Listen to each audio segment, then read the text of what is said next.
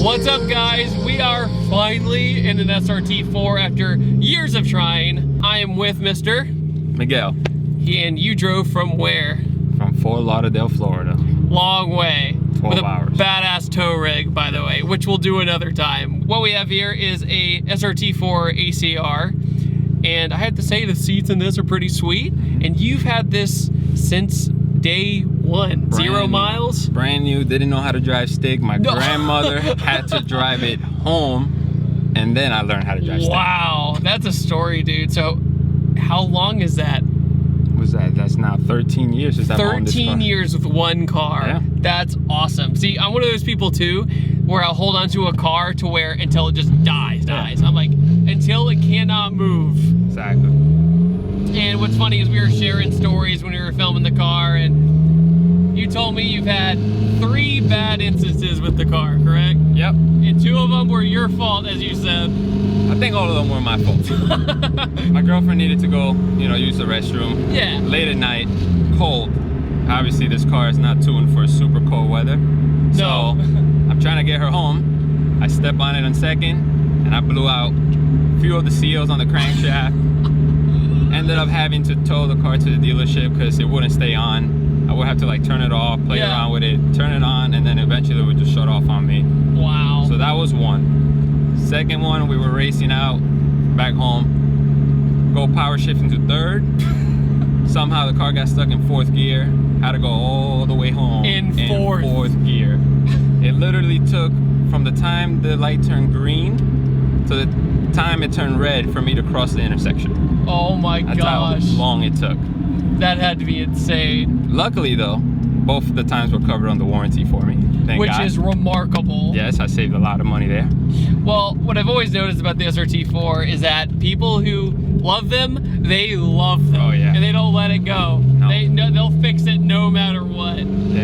And what I also noticed is the shifter is in a really interesting place. It's directly next to your thigh. Yeah. Normally you're reaching for a shifter. No, this is right here. Your elbow is bent right here. Yep. So it's kind of nice, honestly. It looks funky, but once you get going, it's nice. And you have the short shifter as well. Yeah, it's accessible for you. Oh, even Perfect. better. They make good stuff. The third story is... So, lunch break. I'm trying to get my lunch. It was raining, so I pulled into the McDonald's parking lot.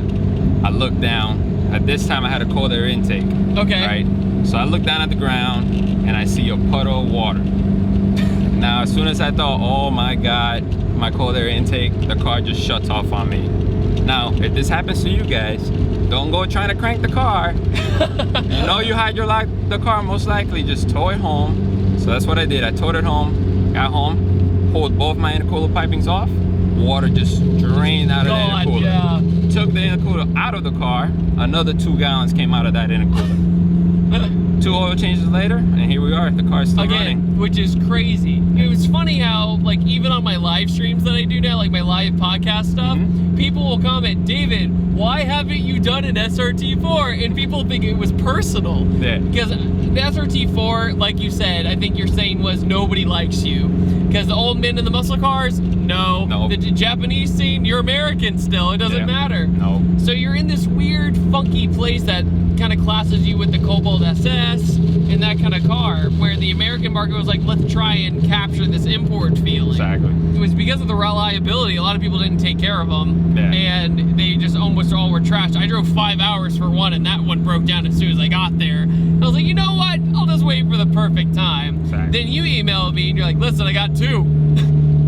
What if one of them goes, we'll be okay. Exactly, yeah. We basically been talking back and forth for about a year. We finally made it happen, and I'm finally behind the wheel of one of these. And there's a few things I always think of SRT4. I go, one, the owners, they swear by them. And it felt like it was almost like a little cult, like a gang of them. And they always pop and crackle. So you gotta get on it. Dude, that vibration is wild. Do you have solid motor mounts? Yeah, all 3 motor mounts are solid, AGPs, and then it's got only a downpipe basically. Got it. Well, I think the SRT4 too was a good example to show, like, I'll let the vibration go down. Oh yeah. Was a good example to show that the American 4-cylinders really did focus on the torque. Yeah. You know, compared to the Japanese motors, which is more power than torque, these just go as soon as you get on it. It's wild. Yeah, that's what sucks about them though. It's so torquey sometimes that it's hard to get traction. Yeah, it's just spinning. So especially now that it's a little wet, most likely it will spin, but you get used to it eventually. But I will have to say, these ACR seats, dude, I'm just chilling. Like, I'm yeah. having a good time just hanging out. They hug It's you. not uncomfortable. Yeah. The steering wheel is nice because there's nothing on it. Yeah, There's plain. no buttons. There's nothing. It's bare bones. Plain. So this one, what's actually done in the motor? Is it just stock or? So this one has stock motor, stock intake manifold, stock turbo, stock exhaust manifold. Everything else has been modified. Got it. You're not trying to go big turbo or anything nuts. Not yet. Not yet. So after this, I'm probably gonna set this up a little more for autocross. Okay. So I want to put new coilovers, strut bracing, the whole suspension. I want to redo it because obviously it's from 2005, so it's old. Yeah, and also the clutch Yeah. grabs really low. So I was adjusting. See again, I was adjusting for it to be up top. Yeah. It's almost at the floor. It's quick. All right. Whoa, dude. This thing screams. So the funny part about this car, so I've raced a few people that have very similar power, but for some reason the 4th gear on this car, I can pull 2 to 3 cars on people that are having the same power as me. Yeah. And, Weird. And this is what you said, 270, Yeah, about 270, 280. but it doesn't feel like that. It feels like 300 all day long. And we were talking earlier about the whole weird relationship between Dodge and Chrysler and all the, or sorry, Chrysler and Mitsubishi, yeah. and all that. And I was like, yeah, can't you put kind of like 4G stuff on this, or is it like a head or something like that? Yeah, you can put the 428 head. That's what. Well, they used to use the Avenger head because they will put the turbo in the front, but now people are using the 428 head to do the same thing basically. Got it. That way you can fit a bigger turbo. Exactly, and I will say though, like when I got on it back there, it didn't snap that hard left or right. It just went because it had that limited slip in it. Yeah. It sounds rowdy. It screams. I never expected that. Like, because from the outside of an SRT4, you're like, okay, turbo 4, but inside it sounds different for sure. I love it. Oh, I'm sure you do. You've had it for 13 years. Yeah. I hope so. Oh yeah, dude. Brakes are good. Yeah.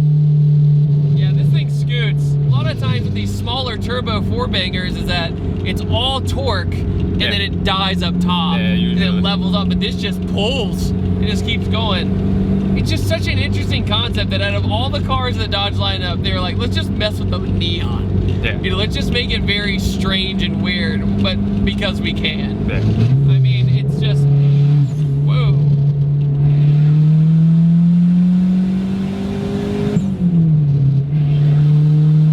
Okay, yeah, I see what you mean about the 4th gear. That 4th gear is aggressive and it's long.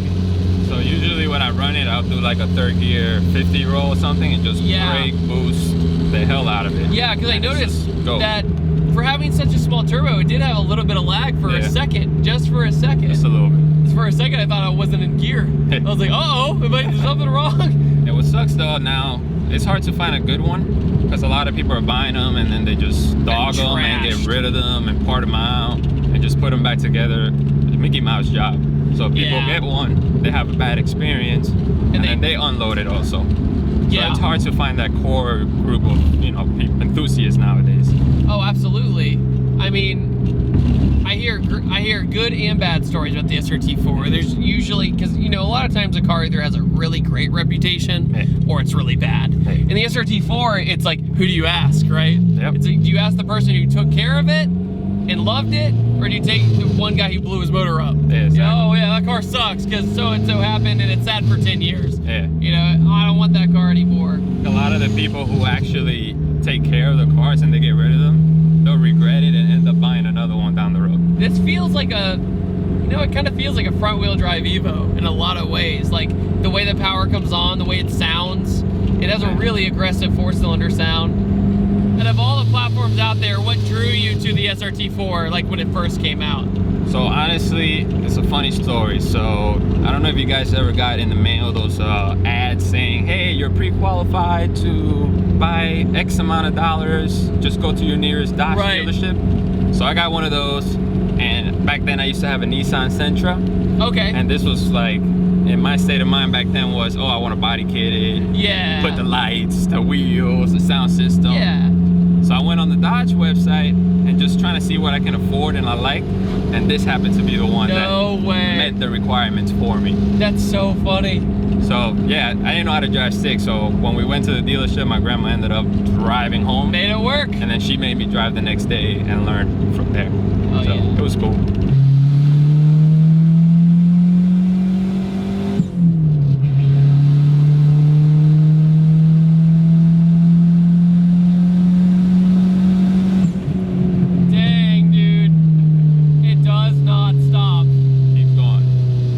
Interested in buying one of these cars, just make sure you take your time, do the research, look at the car itself, make sure it's not some put together hack job. Yeah. And you're gonna have a bad experience, you know, just make sure you do your research with any car really, not just this car. Yeah, and if you know somebody who owns one, bring them with you when you buy it. Exactly. Yeah.